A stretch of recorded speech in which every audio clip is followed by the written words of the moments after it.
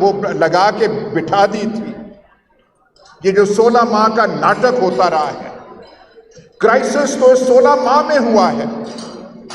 ہمارے کوئی حالات پہلے اتنے اچھے نہیں تھے، پہلے کوئی ہماری معاشی حالت اتنی سنہری حالت میں نہیں تھی. پر جو ہم کہتے ہیں کرائسس، ایگزسٹینشل کرائسس، وجود کا بحران جس سے ملک کی سالمیت کو خطرہ پڑ رہا ہے، وہ تو اس 16 مہینے کی پیداوار ہے. جب کرتا دھرتا آپ تھے، انداتا آپ تھے، فیصلے آپ لے رہے تھے، آپ کی ڈگڈگی پر یہ حکومت ناچ رہی تھی پی ڈی ایم کی، اور آپ کی سمجھ میں کچھ بھی نہیں تھا. پاکستان کا جو حال ہوا ہے، اگر اوریہ مقبول جان کو اٹھا کے مسائل حل ہوتے ہوں تو میں آج کہوں گا کہ اوریہ مقبول جان کو ایک بار پھر اٹھا لیں.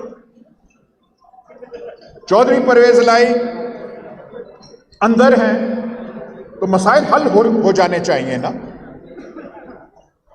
اور باقی اندر ہیں، ایسے ہیں جن کا میڈیا پہ نام نہیں آ رہا.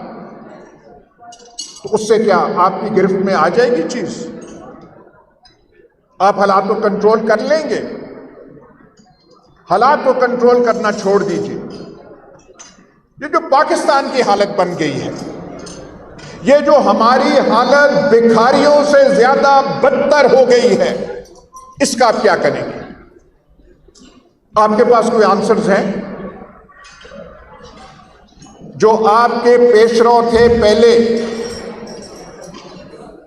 جو پہلے زمانے کے تالے آزما تھے، آپ سے بڑے لوگ تھے، ان کا قد کاٹ آپ سے زیادہ تھا.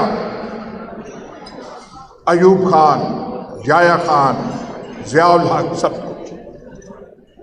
ان سے وہ کیا پاکستان کی تقدیر کو سنوار گئے تھے؟ اس بد نصیب قوم کے تمام بڑے بحران، تمام کرائسز، یہ تب انہوں نے جنم لیا جب کوئی نہ کوئی شاہ سوار، کوئی نہ کوئی تالے آزما بیٹھا ہوا تھا. آج تو ہم کہاں جائیں؟ ہمیں تو ابھی چھپنے کا کوئی جگہ نہیں رہ گئی. ہم تو ہندوستان کا نام سنتے ہیں تو ہمیں شرم آ جاتی. ہم ان کی اکنامک پرفارمنس دیکھتے ہیں، ہمیں شرم آ جاتی. وہ چاند پہ پہنچ گئے ہیں، تو ہم کیا کر رہے ہیں؟ ہم سے کیا ہوا ہے؟ 65 تک ہم یہ کہا کرتے تھے ایک مسلمان 10 ہندوؤں کے برابر ہے، اور یہ ہماری جنگی کارکردگی کی ایک بنیاد ہے. وہ کہاں زمانے گئے؟ وہ 65 کہاں گئے اور آج کی حالت کیا ہے؟ اب تو وہ ہندوستانی ہمارے بارے میں ایسے بات کرتے ہیں کہ وہ ہم کان سے سن نہیں سکتے. مودی پبلک میٹنگز میں کہتا ہے، اور یہ جو ہمسایہ ملک اس کو تو رہنے دو، یہ تو اپنی موت آپ مر رہے. ہم نے اس دن یہ چیزیں سننے کے لیے ہم نے یہ جینا تھا، یہ ہماری حالت ہوگی. ہم کہتے ہیں مستقبل اچھا، کہاں سے اچھا ہوگا؟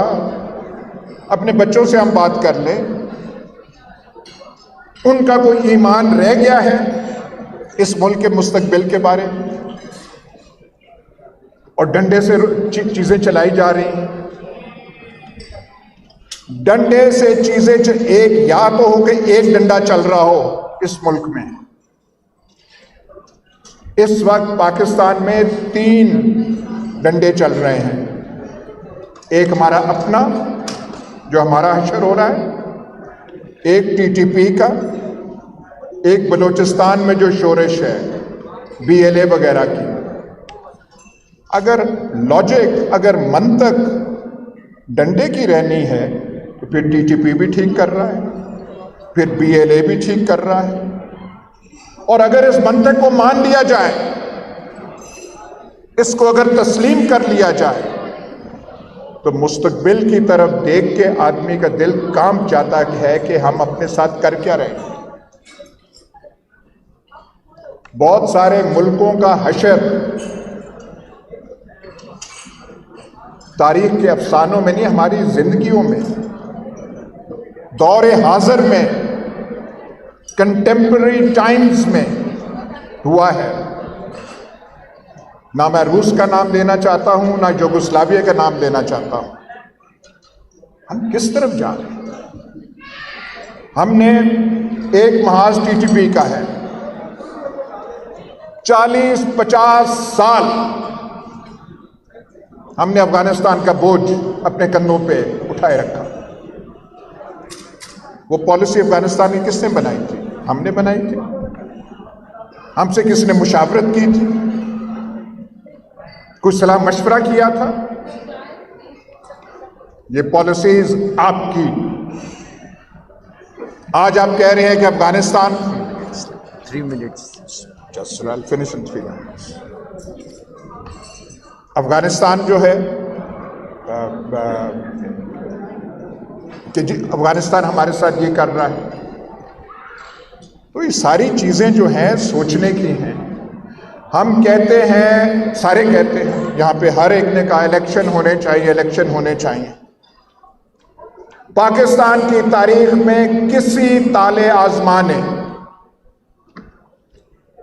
لوگوں کے کہنے پہ الیکشن نہیں کرائے، نہ ایوب نے، نہ کسی نے۔ کرائسس ہوا، بحران ہوا، امپلوژن ہوا، پھر الیکشن کی طرف گئے۔ تو کیا ہم اس کسی امپلوژن کے انتظار میں ہیں کہ پھر کوئی الیکشن ہو؟ لیکن یہ وقت مشکل ہے، اس کے لیے کوئی جادو کی چابی کسی کے پاس نہیں ہے۔